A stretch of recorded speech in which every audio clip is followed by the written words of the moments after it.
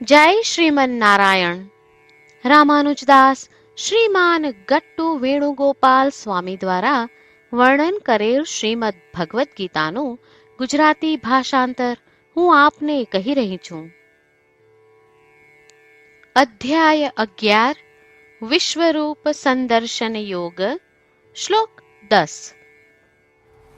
અનેક વક્ત્ર નયનમ અનેકાદ્ભુત દર્શનમ અનેક દિવ્યાભરણમ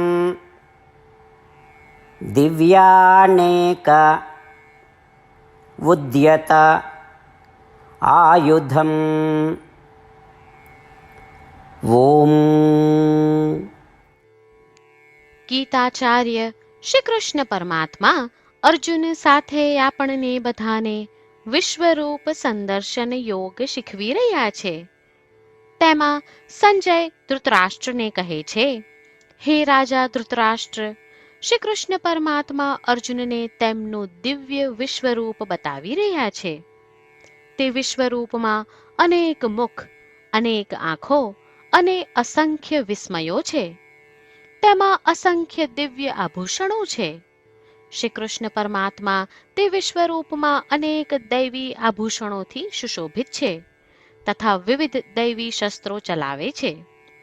આ પ્રમાણે સંજય શ્રી કૃષ્ણ પરમાત્માના દિવ્ય વિશ્વરૂપને શ્રદ્ધાથી જોઈ રહ્યો છે અને ધૃતરાષ્ટ્રને તેનું વર્ણન કરી રહ્યો છે. ચાલો આપણે પણ આપણા મનમાં શ્રી કૃષ્ણ પરમાત્માના વિશ્વરૂપને ભક્તિપૂર્વક ચિંતન કરીએ અને સ્મરણ રાખીએ કે આપણે આ જગતમાં જેટલા પણ પ્રાણીઓના મુખ અને આંખો જોઈએ, જે કંઈ વિચિત્ર કે આશ્ચર્યજનક વસ્તુઓ જોઈએ, જે કંઈ વિસ્મયો, ભવ્ય આભૂષણો અને શસ્ત્રો આપણે જોઈએ, તે બધા જ શ્રી કૃષ્ણ પરમાત્માના છે, જેવો આ વિશ્વરૂપમાં પ્રગટ છે. એ સમજણ સાથે ચાલો આપણે આ બ્રહ્માંડમાં સર્વત્ર શ્રી કૃષ્ણ પરમાત્માની ઉપસ્થિતિ અનુભવીએ. શ્રી કૃષ્ણ પરમાત્માનું શરણ લઈ આપણા જીવનને અર્થપૂર્ણ બનાવવાનો પ્રયાસ કરતા ચાલો આપણે બધા સંજયના શબ્દોનું આ શ્લોક સ્વરૂપે પુનરાવર્તન કરીએ. અનેક વક્ત્ર નયનમ અનેકાદ્ભુત દર્શનમ અનેક દિવ્યાભરણમ દિવ્યાનેકોદ્યતાયુધમ. શ્રી કૃષ્ણ પરમાત્માએ આખી ભગવદ્ ગીતાનો સાર અધ્યાય 18ના શ્લોક 65 થી 70માં 8 ઉપદેશ દ્વારા કહ્યો છે. શ્રી કૃષ્ણ કહે છે, જે મારા આ 8 ઉપદેશ અનુસરે છે તે મને પ્રિય છે. એ સર્વે ભક્તોનું હું બધી જ રીતે રક્ષણ કરીશ. શ્રી કૃષ્ણ પરમાત્મા પાસેથી આખી ભગવદ્ ગીતા સાંભળ્યા પછી અર્જુન કહે છે, કરીશ્યે વચનમ તવ, એટલે કૃષ્ણ, હું તમારી આજ્ઞાનું પાલન કરીશ, તમે કહો છો એમ કરીશ. અને આથી જ શ્રી કૃષ્ણએ દરેક પ્રકારના યશ અને વિજય અર્જુનને આપ્યા છે. તો ચાલો આપણે પણ પરમાત્માને 8 વાતો પાળવાનું વચન આપીએ. પરમાત્માને આપેલા વચનથી મોટી કોઈ પૂજા, તપ કે યજ્ઞ નથી. 8 પ્રતિજ્ઞાઓ જે આપણે લેવી જોઈએ તે હું હવે કહું છું. આપ સૌ પણ એનો મન અને હૃદયથી વિચાર કરો.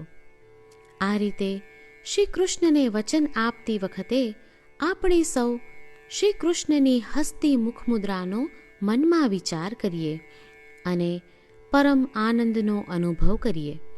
જય શ્રીમન નારાયણ. આપણા 8 વચનો આ પ્રમાણે છે.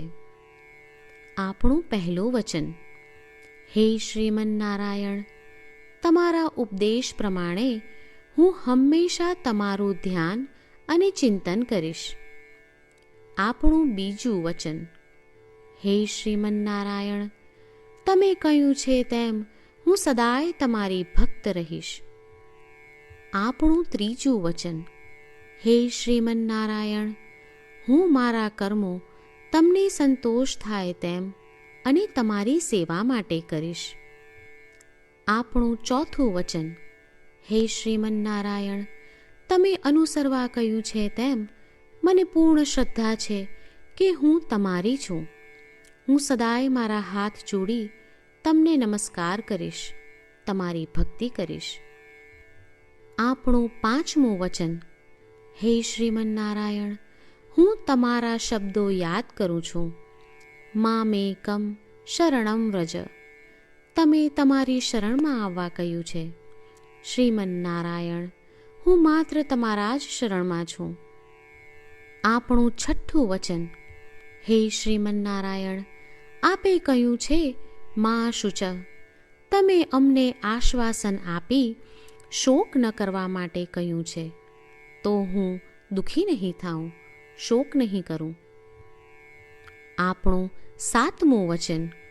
હે શ્રીમન્નારાયણ, અમારા કલ્યાણ અર્થે આપે શ્રીમદ્ ભગવદ્ ગીતા રૂપી આશીર્વાદ આપી અમારા સૌ પર કૃપા કરી છે, તો હું દરરોજ ઓછામાં ઓછો એક શ્લોક વાંચીશ અથવા સાંભળીશ એવો સંકલ્પ લઉં છું. આપણું આઠમું વચન. હે શ્રીમન્નારાયણ, હું ગીતાના દૈવી શબ્દો એ ભક્તો સુધી પહોંચાડવાનો પ્રયત્ન કરીશ જેઓ ગીતાથી અજાણ છે. હે શ્રીમન્નારાયણ, તમે કહ્યું છે તેમ કરીશ, તમે કહ્યું છે એમ વર્તીશ અને તમારા માટે જ કર્મ કરીશ.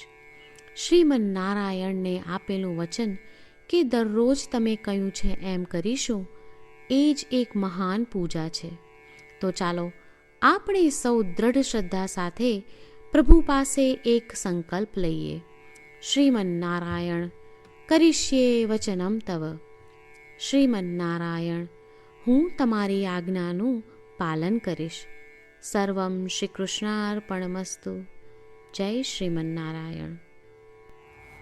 અનેક વક્ત્ર નયનમ અનેકાદ્ભુત દર્શનમ અનેક દિવ્યાભરણમ દિવ્યાનેક ઉદ્યત આયુધમ. ઓમ. અનેકવક્ત્રનયનમ અનેકાદ્ભુતદર્શનમ અનેકદિવ્યાભરણમ દિવ્યાનેકોદ્યતાયુધમ. જય શ્રીમન્નારાયણ. તમામ ભક્તોને ખાસ વિનંતી. આપણા જીવનની દરેક બાબતોમાં આપણે તાત્કાલિક અને અસરકારક પરિણામો ઈચ્છીએ છીએ. આ પ્રાપ્ત કરવા માટે ચાલો દરરોજ 1 મિનિટ ફાળવીએ અને નારાયણાસ્ત્રમ વાંચીએ. નારાયણાસ્ત્રમ મેળવવા માટે તેની વેબસાઇટ જે www.narayanaastram.org છે તેના પર જાઓ અને રજિસ્ટ્રેશનમાં તમારું નામ અને ઈમેલ આપો.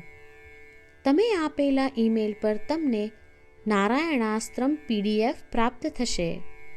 PDFમાં રામાયણનો 1 શ્લોક, ગીતાનો 1 શ્લોક અને એક વિષ્ણુ નામ છે. આ 3ને નારાયણાસ્ત્રમ કહેવામાં આવે છે. દરેક વ્યક્તિને આ શ્લોકોનું અલગ અલગ સંયોજન પ્રાપ્ત થાય છે. જ્યારે દરેક વ્યક્તિ 24,000 ભક્તો સાથે તેમના નારાયણાસ્ત્રમને દરરોજ વાંચે છે અથવા સાંભળે છે, ત્યારે સમગ્ર રામાયણનું 1 વાર પારાયણ, શ્રીમદ્ ભગવદ્ ગીતાનું 33 વાર પારાયણ અને વિષ્ણુ સહસ્ત્ર નામનું 24 વાર પારાયણ રોજ પૂર્ણ થાય છે. આ એક અદ્ભુત અને અસાધારણ પરિણામ છે. તેથી તમે અને તમારા પરિવારના સભ્યો તરત જ વેબસાઇટ પર જાઓ અને તમારું નારાયણાસ્ત્રમ મેળવો. જય શ્રીમન્નારાયણ.